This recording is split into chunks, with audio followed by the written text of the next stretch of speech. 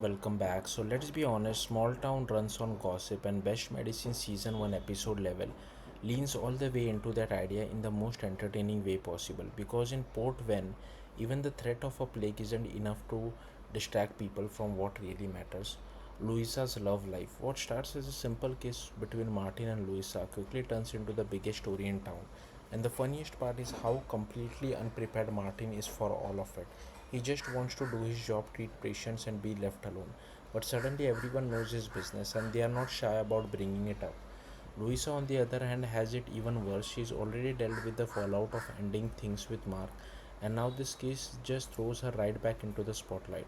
Watching her try to avoid everyone, even hiding in a freezer at one point, perfectly captures how overwhelming small town attention can be. And then there's Mark. Honestly, it's hard not to understand where he's coming from. He feels betrayed, and while spreading gossip wasn't the best way to handle it, his reaction feels very human. What really stands out that his anger isn't just about the case, it's about Martin never being honest about his feelings. That's where things get complicated. Martin isn't wired for relationship. He struggles to express emotions and that lack of communication ends up hurting both Louisa and Mark. It's frustrating but also consistent with who his character is. At the same time, Mark proves why he's such a likable presence in this town. Even while he's upset, he still shows up to help bringing food to patients and putting others first.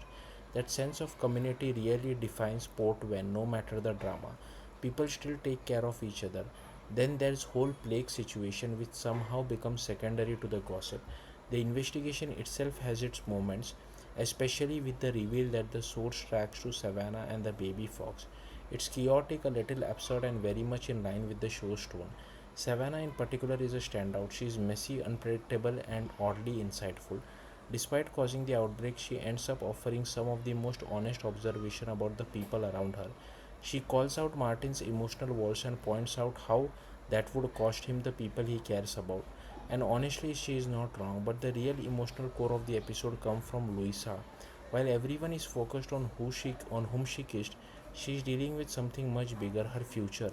Her realization that she wants to be a mother, even if it means doing it on her own, is a huge turning point for her character. It shifts her priorities completely, and to also explain why she pulls away from Martin. It's not about a lack of feelings, it's about choosing herself for once. In a town where everyone has an opinion, that's not an easy thing to do.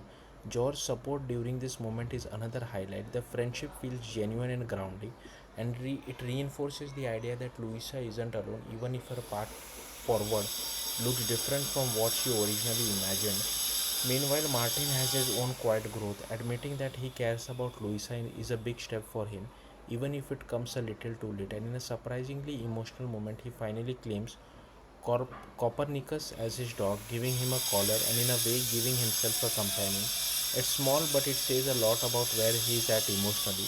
By the end of the episode, nothing is neatly resolved. The relationships are still messy, the future is uncertain, and the gossip probably isn't going anywhere anytime soon.